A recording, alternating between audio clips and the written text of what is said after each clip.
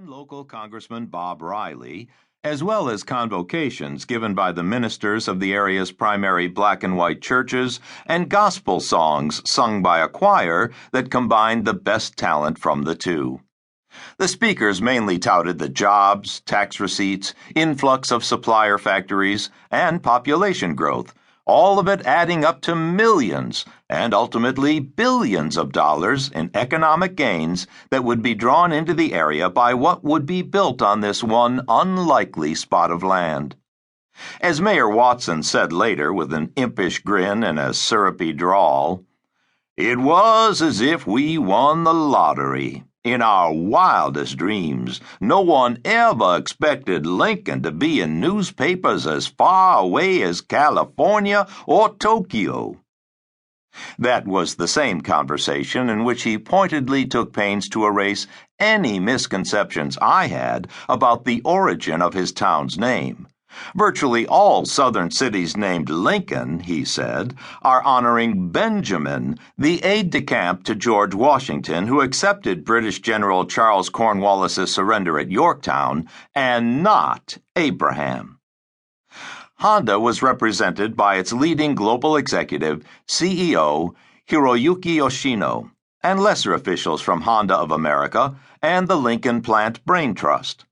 Like every CEO in Honda's history, Yoshino rose through the ranks of engineering and research and development, an unspoken but unchallenged prerequisite for those following in the footsteps of Soichiro Honda, who was among Japan's most creative engineers when he founded the company. Other automakers, like other outfits in any industry, tend to fill top jobs with MBAs, whose expertise lies in marketing, sales, or finance.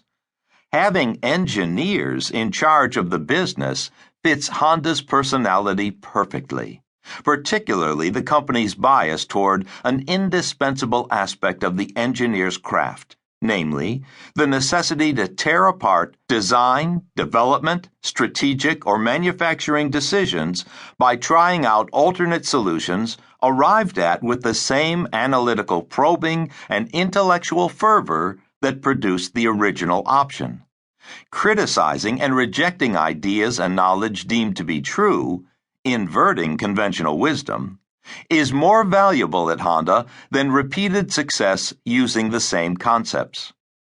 No one will blame you for making a mistake if you tried something new. In fact, you may be promoted for that, said Chuck Ernst, who conceived and oversaw the building of the Honda factory in Lincoln, an unconventional facility that resembled and performed like no other auto plant in the world when it was constructed.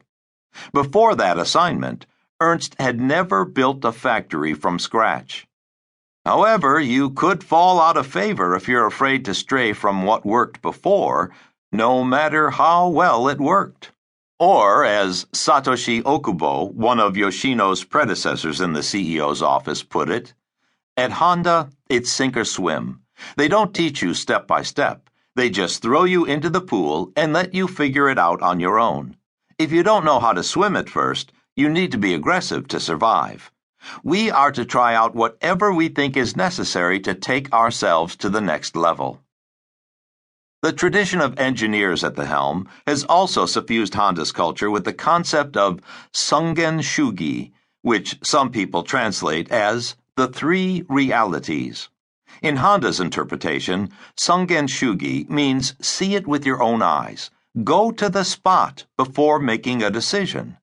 In other words, find out, say, what the customer wants, or how a part should be designed so it can be assembled efficiently on the factory floor by asking the people who can show you, not just tell you, the answers face to face. There's almost nothing about Honda's unorthodox DNA that hasn't been informed by the skepticism and curiosity, by the unpacking and then reassembling of knowledge and information, that characterizes the best of the engineering discipline. However, there is a downside to this. Engineer CEOs are not generally inspiring or motivating public speakers. That's where having a more traditional sales or marketing background, in which communication skills are necessarily honed to try to persuade people to buy your product,